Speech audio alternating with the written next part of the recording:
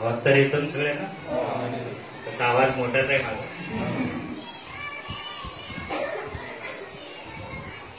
Nacho कीर्तनाच्या अंगी आणि ज्ञानदीप लावू जगी, नाचो कीर्तनाच्या अंगी आणि ज्ञानदीप लावू जगी हा संदेश प्रबोधनात्मक देऊन संत नामदेवानी ही सामाजिक परिवर्तनाची चळवळ केली. विंचू देवऱ्यावर आला देवपूजा ना आवडे त्याला, विंचू देवऱ्यावर आला देवपूजा ना आवडे त्याला, अधमासी तर अधम असं सांगत या भारतीय समाजामध्ये समाज प्रबोधनाचं आणि सामाजिक क्रांतीची बीजारोपण संत तुकारामांनी आपल्या अभंगातून केली. खरं तर ही पृथ्वी शेषनागाच्या मस्तकावर तरलेली नसून ही पृथ्वी कष्टकरी, शेतकरी आणि तुम्हा आम्हासारख्या श्रमिकांच्या तळहातावर तरलेली आहे असा संदेश देणारे लोकशाहीर अण्णाभाऊ साठे. माझ्या या संस्थानातला जर का एखाद्या व्यक्तिमत्वाला मग क्षणभर अडचण आली तर मला त्या गोष्टीचा मनभर त्रास होतो असं सांगत ज्यांनी प्राथमिक शिक्षण आपल्या संस्थानिकामध्ये हक्काचं केलं आणि वसतिगृहाची निर्मिती केली असे आद्य शिक्षणाचे जनक लोकराजे राजर्षी शाहू महाराज.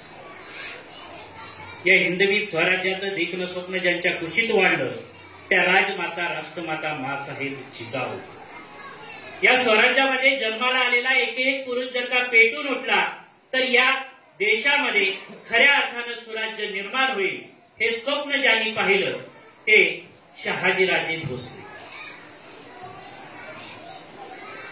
माझ्या मातेच्या गर्भामध्ये एक जरी पुत्र जन्माला आला आणि तो पुत्र जेव्हा या गुलामगिरीतून आपल्या स्वतःचं स्वराज्य निर्माण करतो, आज 400 वर्षानंतरही ज्या महापुरुषाचं नाव घेतल्यानंतर आमच्या अंगातलं रक्त सळसळायला लागतं.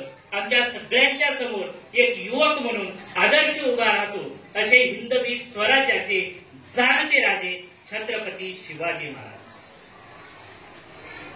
वयाच्या 14व्या वर्षी बुद्धभूषण सारखा ग्रंथ लिहून एक उत्कृष्ट न्यायनिवाडा करणारे आणि आपल्या आयुष्यामध्ये कधीही एकही लढाई न हरलेले या महाराष्ट्राचे दुसरे धाकलेधनी अर्थातच छत्रपती संभाजी महाराज.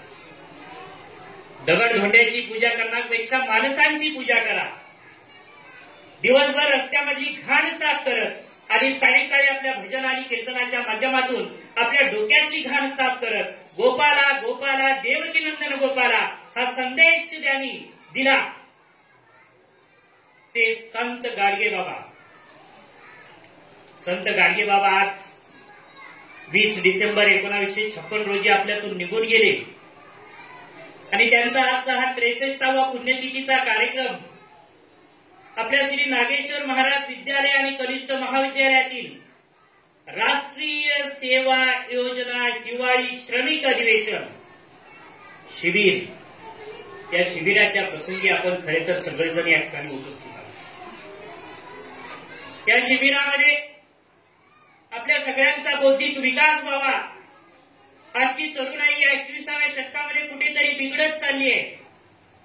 दिवस आणि रात्रीतला अंधार कुठेतरी कमी झालाय आणि मोबाईल सारखे एक माध्यम आपल्या सगळ्यांच्या हातामध्ये दिवस आणि रात्रभर कुठेतरी वरगडायला लागले आणि त्या माध्यमाला आमच्या या देशाचं उज्ज्वल भविष्य कुठेतरी व्हॉट्सअप, फेसबुक, इंस्टाग्राम, ट्विटर आणि टिकटॉकचे व्हिडिओ बघण्यामध्ये मग्न झाले आणि खरंच त्या देशाच्या समोर आम्ही कुठेतरी शिक्षणापासून वंचित होतोय की काय हा प्रश्न आमच्या समोर उदयाला आला आणि हा प्रश्न आमचे तज्ञ मार्गदर्शक आदरणीय श्री भुते सरांना पडला आणि त्यांनी राष्ट्रीय सेवा योजनाच्या या शिबिरामध्ये मला विद्यार्थ्यांना मार्गदर्शन करण्यासाठी या ठिकाणी आमंत्रित केले. या प्रसंगी व्यासपीठावर उपस्थित या पुण्यतिथी कार्यक्रमाचे तसेच बौद्धिक मार्गदर्शन शिबिराच्या या कार्यक्रमाचे अध्यक्ष आपल्या या संस्थेचे एक अतिशय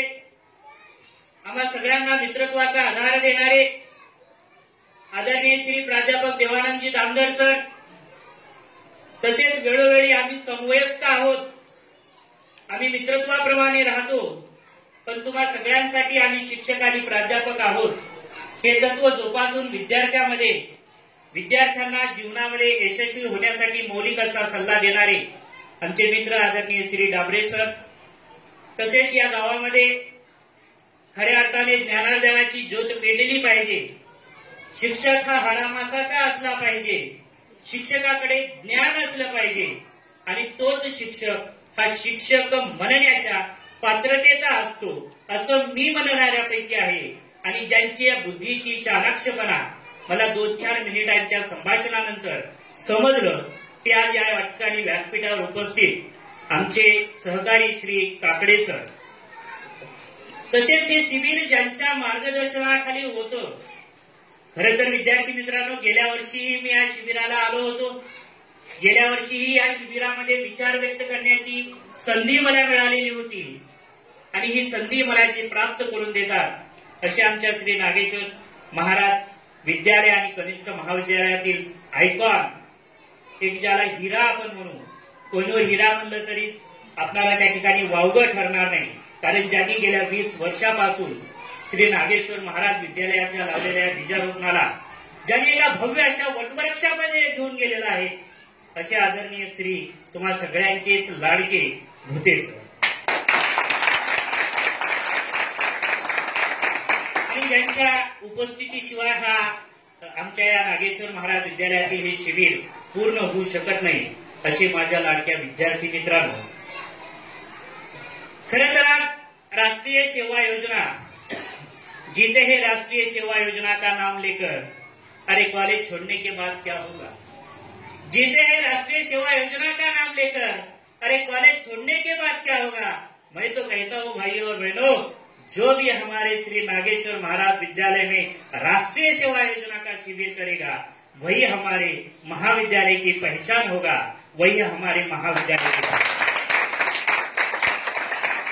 अनेकदा राष्ट्रीय सेवा योजना एक व्यक्तिमत्व विकासाची संधी आणि या व्यक्तिमत्व विकासाची सुरुवात खऱ्या अर्थानं राष्ट्रीय सेवा योजनेच्या माध्यमातून महाविद्यालयीन विद्यार्थ्यांना व्हावी, हा या राष्ट्रीय सेवा योजनेच्या पाठीमागचा मुख्य उद्देश आहे.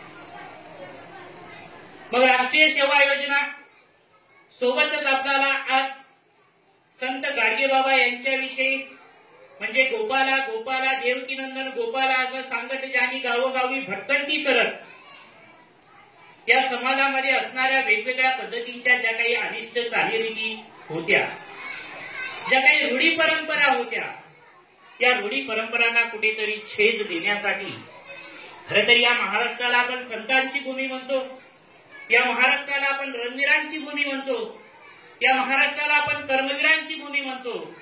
याच महाराष्ट्रामध्ये 20व्या शतकामध्ये एक आद्य समाजसुधारक जर का कोण होऊन गेले असतील तर ते आमचे राष्ट्रसंत गाडगे बाबा आहेत, हे मला या ठिकाणी सांगायला आपल्याला अतिशय आवडेल.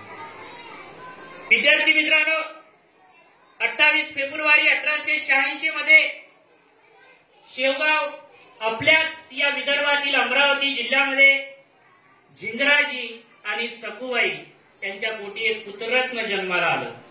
खरं तर फकीर समाजामध्ये जन्माला आलेला हा पुत्र ज्यावेळेस जन्माला आला त्याच्या काही दिवसानंतरच त्यांच्या बुद्धीची चलमक एक वैज्ञानिक दृष्टिकोनवादी दिसत होती आणि ही दृष्टिकोनाची छाप आपल्याला 1956 पर्यंत दिसली.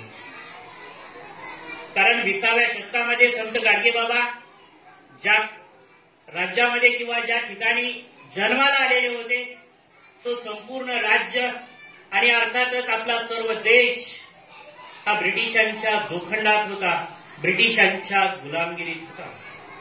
हा देश जरी ब्रिटिशांच्या गुलामगिरीत असला तरी या देशामध्ये असणारे वेगवेगळ्या पद्धतीचे वेद असतील, उपनिषद असतील, तर याच्या जोखंडामध्ये आमचा भारतीय समाज अडकलेला होता.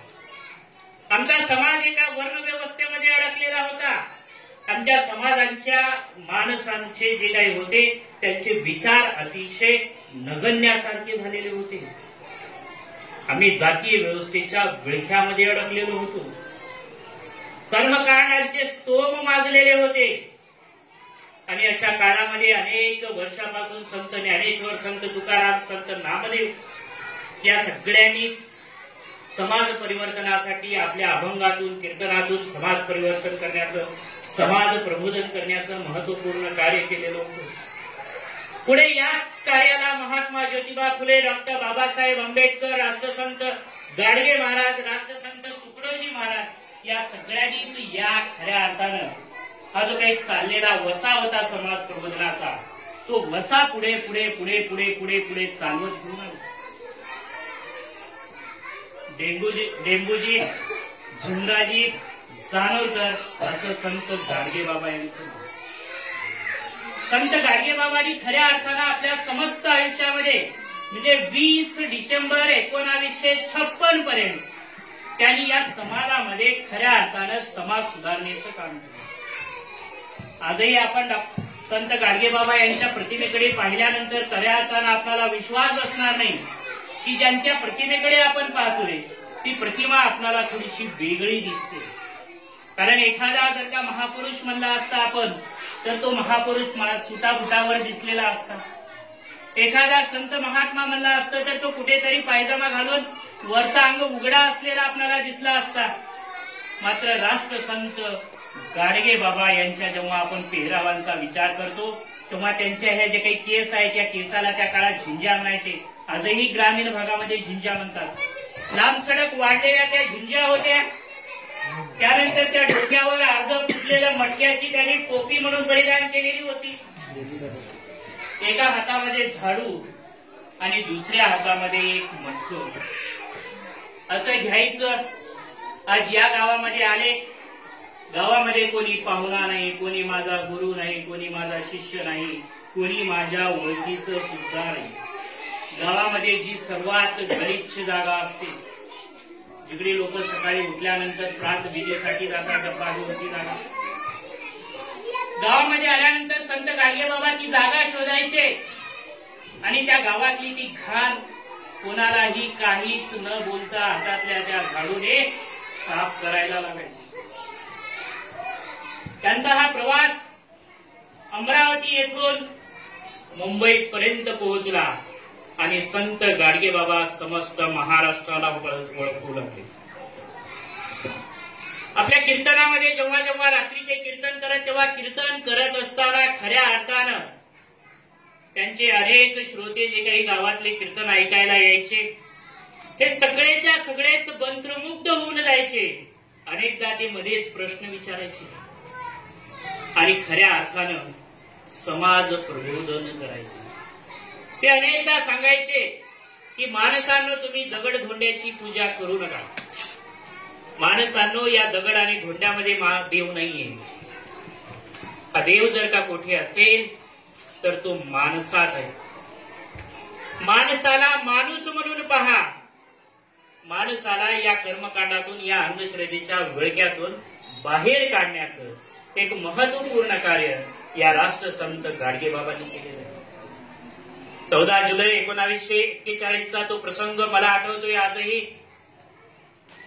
जेव्हा मी संत गाडगेबाबा यांच्या चरित्राविषयी वाचन करत होतो तेव्हा त्यामध्ये प्रामुख्याने आपल्या सगळ्यांनाच थोडासा ज्ञात असलेला प्रसंग या ठिकाणी सांगतो.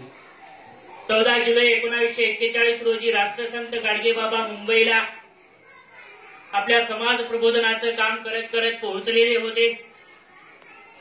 आपला देश हा ब्रिटिशांच्या गुलामगिरीत होता. मात्र आपल्या देशामध्ये हंगामी सरकार त्या ठिकाणी प्रस्थापित होतं. या देशाचे आपण पहिले कायदेमंत्री डॉक्टर बाबासाहेब आंबेडकर हे संत गाडगेबाबा यांना गुरुस्थानी मानत होते. गाडगेबाबांची परिस्थिती अत्यंत हलाखीची होती. तब्येत खूप ढासाळलेली होती आणि मुंबईतील एका हॉस्पिटलमध्ये संत गाडगेबाबा उपचार घेत होते. महानंद स्वामी नावाच्या व्यक्तीच्या एका सहकार्याकडून संत गाडगेबाबा हे मुंबईत आलेला आहे हे डॉक्टर बाबासाहेब आंबेडकरांना समजलं. योगायोगानं त्याच दिवशी डॉक्टर बाबासाहेब आंबेडकरांना दिल्लीमध्ये एक अतिशय महत्वाची मीटिंग होती. मात्र डॉक्टर बाबासाहेब आंबेडकरांनी आपले गुरु आज आपल्या या ठिकाणी प्रांतात आलेले आहेत यासाठी दिल्लीला जाण्याची आणि दिल्लीची अतिशय महत्वाची मीटिंग त्यांनी त्या ठिकाणी रद्द केली आणि संत गाडगेबाबा यांच्यासाठी 2 घोंगड्या विकत घेऊन डॉक्टर बाबासाहेब आंबेडकर हॉस्पिटलमध्ये गेले. त्यांनी गाडगेबाबांची त्या ठिकाणी भेट घेतली. त्यांनी घेतलेल्या सोबतच्या घोंगड्या गाडगेबाबांना भेट दिल्या. तेव्हा गाडगेबाबांच्या तोंडातून विचार बाहेर पडले की बाबासाहेब, तुम्ही आमच्या देशाचे एक अतिशय विधितज्ञ आहात, कायदेतज्ञ आहात आणि तुमचा या देशासाठी एक एक मिनिट महत्वाचा आहे. त्यामुळे तुम्ही माझ्याकडे येण्याची खऱ्या अर्थानं आवश्यकताच नव्हती. यावरून आपल्याला असं लक्षात येतं की संत गाडगेबाबा एक अतिशय वैज्ञानिक, अतिशय समाजव्रती, समाजसेवेच्या वृत्तीने ते परावर्तित झालेले एक अतिशय महान असे राष्ट्रसंत होते.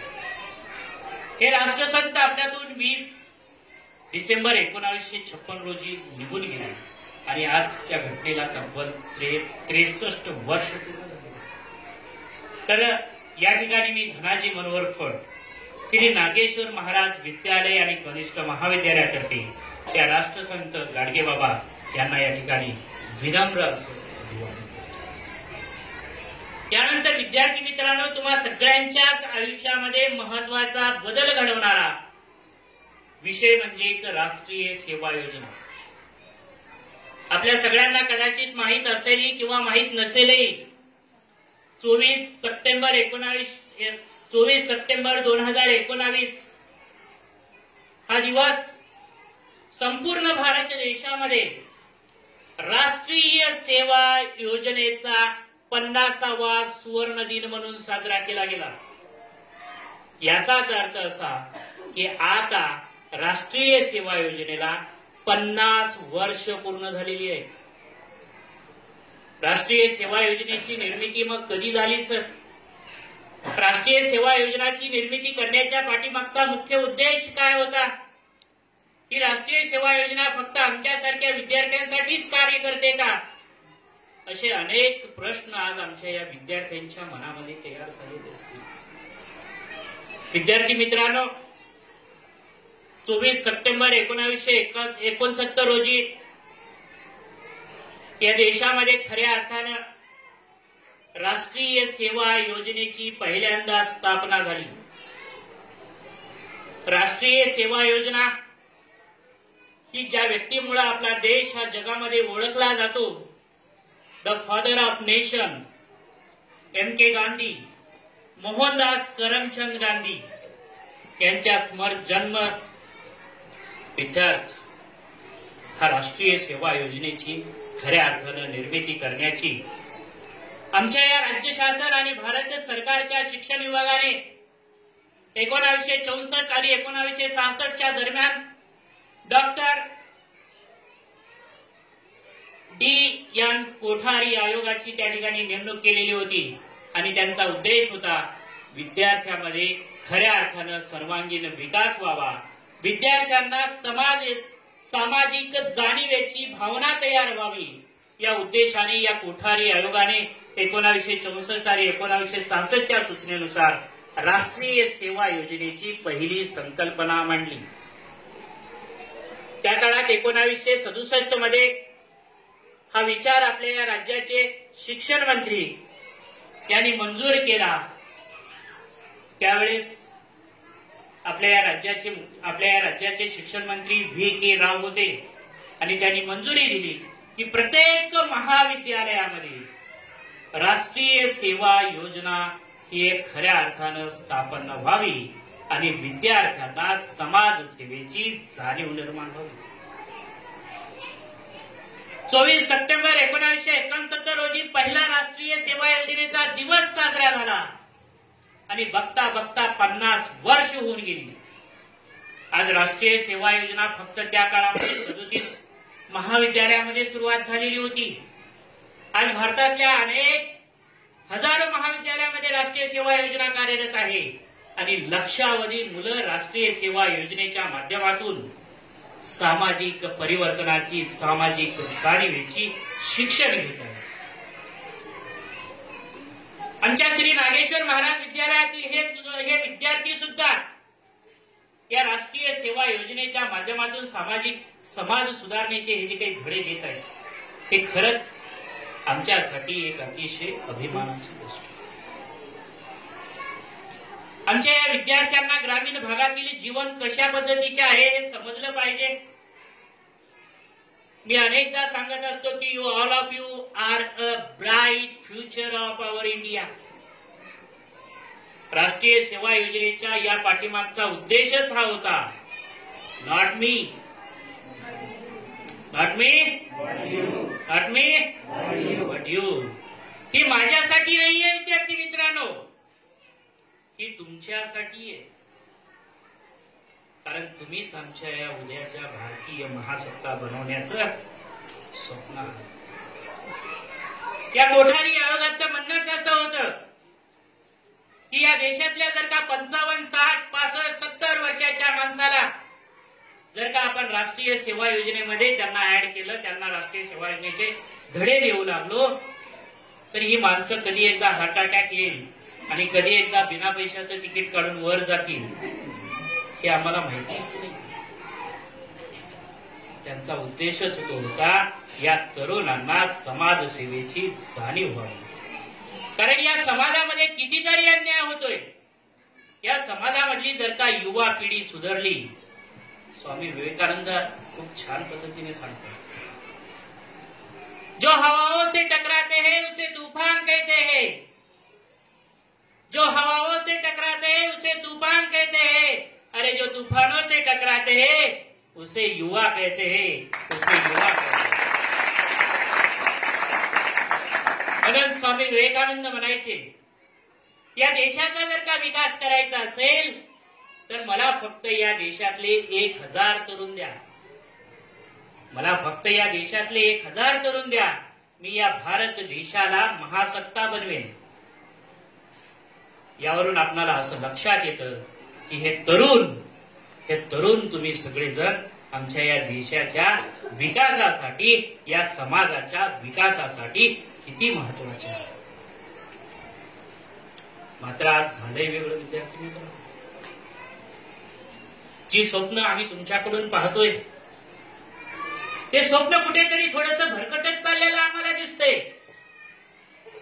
विद्यार्थी मित्रांनो, एक पावसाचा थेंब, आभाळातून त्या ढगातून पडणारा एक पावसाचा थेंब जर का तो तव्यावर पडला, तो पावसाचा थेंब जर का तव्यावर पडला तर त्या पाण्याच्या थेंबाचं, पावसाच्या अस्तित्व नष्ट होऊन जातो. जर का तोच थेंब एखाद्या कमळाच्या फुलावर पडला,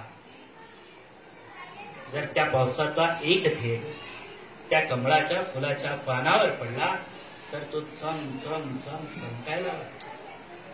जर तोच पावसाचा थेंब जर का समुद्राच्या शिंपल्यात पडला ना, तर त्याच्यापासून काय तयार होतो? मोती तयार होतो. आणि राष्ट्रीय सेवा योजनेचं हेच वैशिष्ट्य आहे. आमच्या या तरुणातून आम्हाला मोती तयार करायचे. आमच्या या तरुणांना आमच्या देशासाठी हिरे तयार करायचे. आमच्या या तरुणातून आम्हाला डॉक्टर बाबासाहेब आंबेडकर तयार करायचे. आम्हाला या ठिकाणी डॉक्टर APJ अब्दुल कलाम तयार करायचे. आम्हाला या ठिकाणी नारायण मूर्ती सारखे व्यक्तिमत्व तयार करायचे. सुधा मूर्ती सारखी लेखिका तयार करायचे. राष्ट्रमाता जिजाऊ, सावित्रीबाई फुले, झाशीची राणी आम्हाला या ठिकाणी तयार करायचे. आणि हे कधी होऊ शकतं? जर का या आजच्या तरुण पिढीला या राष्ट्रीय सेवा योजनेच्या माध्यमातून जर का समाज परिवर्तनाचं ज्ञान दिलं तरच होऊ शकतं. कारण जोपर्यंत तुमच्यामध्ये सामाजिक भावना रुजणार नाही तोपर्यंत तुम्हाला समाजामध्ये असणाऱ्या समस्येची जाणीव होणार नाही. आणि या समस्येची जाणीव व्हावी याकरिता राष्ट्रीय सेवा योजनेचं दरवर्षी हिवाळी अधिवेशनात हिवाळी श्रम शिबिर असतं. आणि या श्रम शिबिरातून तुम्ही नवीन गावामध्ये जाता. गावामध्ये गेल्यानंतर त्या ठिकाणी असणारा आपण सामाजिक कार्याच्या माध्यमातून त्या ठिकाणी स्वच्छता करतो. त्यानंतर आपल्याला एक प्रकारे शिस्त लागावी याकरिता आपण दैनंदिन आपले एक शेड्यूल तयार करतो. विद्यार्थ्यांना या सगळ्या गोष्टीची जाणीव व्हावी याच्याकरिता जे काही सर मार्गदर्शन करतात ते आपण ऐकत असतो. समाजामध्ये अनिष्ट चालीरीती ज्या आहेत त्या अनिष्ट चालीरीतींना आपण कुठेतरी नष्ट केल्या पाहिजेत याच्यासाठी प्रयत्न करतो. आणि या सगळ्या मूल्यांची जोपासना, या सगळ्या गोष्टींची जोपासना हे खऱ्या अर्थानं उपक्रमातून होते. आणि त्या उपक्रमातून तुम्हाला एक या ठिकाणी जाणीव होते. जर का या मुलांना जाणीव झाली नाही तर ही मुलं आमचा देश घडवू शकणार नाही. विद्यार्थी मित्रांनो, तुम्हाला माहितीच असेल, आपल्याला हत्ती नावाचा एक प्राणी माहिती आहे. सगळ्यांना माहिती आहे ना हत्ती? माहिती आहे?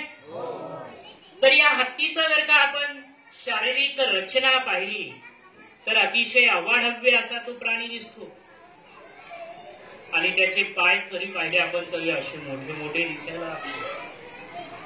मग या हत्तीच्या 4 पायापैकी कुठल्याही एका पायामध्ये साधी आपण जी दोरी अशी तोडतो ना, जी दोरी आपल्याकडे पोते वगैरे शिकण्यासाठी असते, ती दोरी कुठल्याही हत्तीच्या 4 पायापैकी एका पायामध्ये बांधा.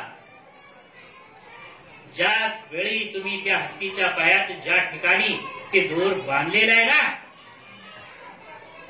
बांधा तो दोर आणि फक्त तुम्ही त्या ठिकाणावर निघून जा. एक दिवस होऊन जाऊ द्या, दुसरा दिवस संपू द्या, अहो तो हत्ती जाग्यावरचा हलणारच नाही. हत्तीची शारीरिक रचना आपण पाहिली, हत्तीच्या ताकदीचाही आपणाला अनुभव आहे. पाहिजे तर एक हत्ती आणला तर आपल्या सगळ्यांना 1-2 मिनिटामध्ये चिरडून टाकू शकतो. एवढी ताकद त्या हत्तीमध्ये आहे. पण त्या हत्तीच्या पायामध्ये आपण साधी दोरी बांधली आहे, तरी तो हत्ती 2 दिवस झालं जागचा हालू नाही लागला. त्याच्या पाठीमागचं कारण काय हे मी शोधण्याचा प्रयत्न केला. शेवटी मी एका उत्तराजवळ जाऊन पोहोचलो विद्यार्थी मित्रांनो. आणि ते उत्तर असं होतं, जेव्हा हत्ती लहान होता तेव्हा त्या हत्ती एका माणसाच्या तावडीत सापडला आणि माणसाने त्या हत्तीचं पिल्लू पळून जाऊ नये म्हणून त्याच्या पायामध्ये एक दोर बांधला. हत्तीचं पिल्लू लहान होतं. हत्तीच्या पिल्ल्यानं अनेक दिवस प्रयत्न केले ते दोर तोडण्याचा, आणि दोर तोडला काही त्या हत्तीकडून, त्या हत्तीच्या पिल्ल्याकडून दोर तुटला गेला नाही. त्यामुळे हत्तीच्या डोक्यामध्ये एक प्रकारची मेंटॅलिटी झाली की आपण आपल्या पायात बांधलेला दोर हा तोडूच शकत नाही. त्यामुळं तुम्ही कधीही पहा, हत्ती भला दांडगा असतो, त्याच्या पायात जो काही दोर बांधलेला आहे तो अतिशय साधा असतो. आणि हत्ती त्यानंतर कधीच ते दोर तोडण्याचा प्रयत्न करत नाही. आमच्या या युवा पिढीचं सुद्धा झालंय तसंच. आमची ही युवा पिढी आजही डॉक्टर बाबासाहेब आंबेडकर व्हायला पाहिजेत हा विचार त्यांच्या डोक्यामध्ये येत नाही. छत्रपती शिवाजी महाराज आमच्यातून तयार झाला पाहिजे हा विचार आमच्या या तरुणाईच्या मनामध्ये येत नाही. पण काय झाले, आमच्या तरुण पिढीला वाटतं मी शिक्षण घेऊ शकत नाही कारण मी गरीब आहे, माझ्याकडे पैसे नाही. कॉन्व्हेंटमध्ये जर का मी शिकलो असतो तर खरंच मला नोकरी लागली असती. माझी शिकायची इच्छा आहे पण माझ्या आईवडिलांकडे पैसा नाहीये, मला शिकायचंय. पण काय सांगू, मी खालच्या जातीचा, मला वाव नाहीये पुढे. आरक्षण आहे सर, आरक्षणामुळे मला त्या ठिकाणी मिळणार नाही संधी. याचाच अर्थ असा झालेला आहे तरुण आमच्या या भारत देशाच्या तरुण पिढीचा की आम्ही त्या हत्तीसारखे झालोय धंदाकट, मात्र आम्ही आमच्या पायामध्ये असलेला दोर तोडण्याचा प्रयत्नच करत नाहीये. आम्ही कष्ट करायचं विसरून गेलोय. म्हणूनच कुठेतरी या विद्यार्थ्यांना आता मार्गदर्शनाची गरज भासू लागली. विद्यार्थी मित्रांनो, मी अनेकदा सांगतोय की या युवा पिढीने खरंच कुठेतरी आता सुधारण्याची गरज आहे आणि तुम्ही सगळेजण खऱ्या अर्थानं सुधारा. हे तेव्हाच शक्य आहे जेव्हा या राष्ट्रीय सेवा योजनेचे शिबिर होते. शाळा महाविद्यालयामध्ये अनेक महापुरुषांची जयंती ही एखाद्या उत्सवासारखी साजरी होईल. समाजामधील आरक्षण नावाचा घटक हा दूर निघून जाईल. आमच्या डोळ्यामध्ये जो काही अप्रोच आहे, एक भावना जी काय आहे, ही भावना कुठेतरी आमच्याकडे बदलली पाहिजे. आणि ही जर का बदलली गेली नाही तर आमच्याकडे दिल्लीमध्ये निर्भयासारखा बलात्काराचा प्रकार, माणसाला काळीमा फासावी अशी घटना निर्भया बलात्कारानं आमच्या संपूर्ण देशवासियांना शिकवली. अहो, बोटावर मोजले इतकेच वर्ष झाले होते. काय वाईट केलं होतं आमच्या त्या डॉक्टर प्रियंका रेड्डी. डॉक्टर होण्यासाठी आजही आम्हाला दिवस रात्र अभ्यास करावा लागतो. कठीण परिश्रमातून मिळवलेलं तिने ते यश होतं. मात्र आजची ही तरुणाई कुठेतरी मोबाईल सारख्या, कुठेतरी या सोशल मीडिया सारख्या संकटामध्ये. या ठिकाणी आमचे आदरणीय श्री ढगे सर आलेले आहेत.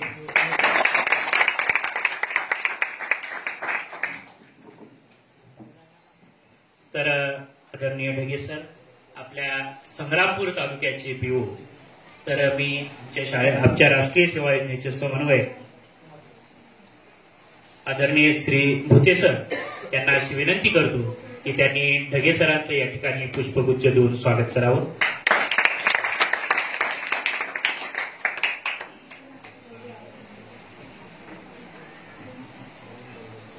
महाराज